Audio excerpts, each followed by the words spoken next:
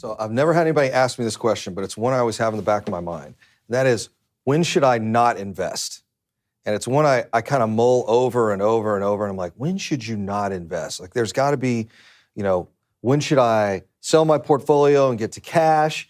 Because one of the things I find fascinating is all these folks will get on Facebook and they'll say, world's ending, real estate's going to crash. And I'm like, so did you sell your whole portfolio? No. Well, wait a second. If you're just going to buy it back for 50 cents on the dollar, why wouldn't you just sell it? And one of the things Logan is famous for is he says, look, if you don't believe in your model, everything looks like a crash. And he's 100% right. So is there a time, and Alex, we'll start with you, is there a time in which we shouldn't be buying real estate and maybe kind of step back and wait or start to liquidate a portion of our portfolio? No, I don't. There is never any market that I feel that you should not buy real estate because it's all about pivoting strategies. You have to, and one thing I want to make clear to you guys, you have a lender up here, you have multiple lenders and people deal with money.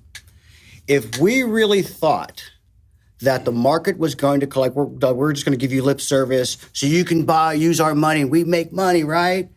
Well, if the market crashes, I have to end up with all these properties that aren't selling.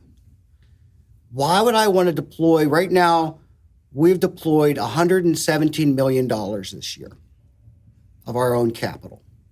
Why would I want to do that if I know I was going to take everything back at a loss?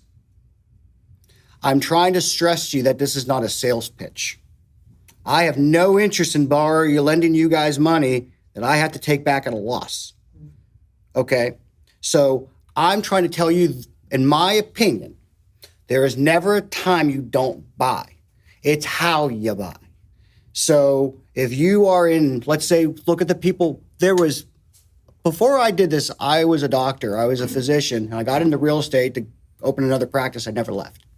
So when the 2008 crash hit, I started this in 2011. So I was on the upswing. I saw more millionaires made on the down market going to the up market than I have ever seen in my life. And that's why I knew I started loving this business. I've never seen it. So any market is a valuable market as long as you buy within the parameters of that market.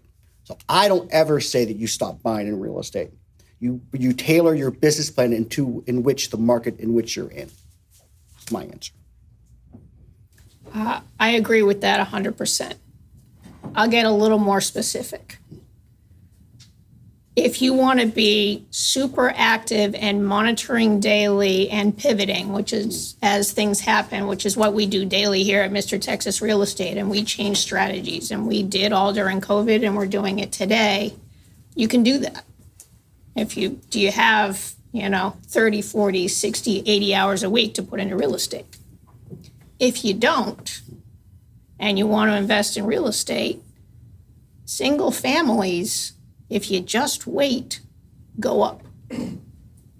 Other asset classes within real estate do better at sometimes versus others, but a standby staple is your 1 to 4 unit that anybody can buy with a conventional mortgage, and all of those eventually go up.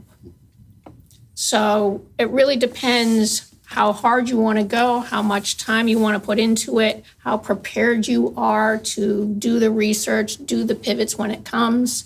And if you want to be active and own your own properties, but you don't want to work that hard at it, the 1 to 4 asset class over time always goes up. Just buy it right. Yeah, that's exactly right. And I'm going to echo what they said, but I don't think there's never a time where you shouldn't be looking to purchase. It's just about what you're looking to purchase, right? Like they're saying, even if you're having trouble getting a hold of single family homes, or let's say you have a single family home and you're having trouble getting it off, the long term, right, it's always going to increase. The longer you hold, the more value you're going to have across the board. It doesn't matter the condition of the market or what little spikes and dips that we see. The long-term goal is always going to be going up. If you feel right now that you don't have the ability to get into the single-family space, right, that doesn't mean there's not avenues to go with people who are able to get into it, right? When you can't directly buy, look at funds. there are funds. If you want maybe just a consistent return, look at existing notes. Right? You have people like Jet Lending. You can purchase the notes and you got a consistent return. They do the vetting.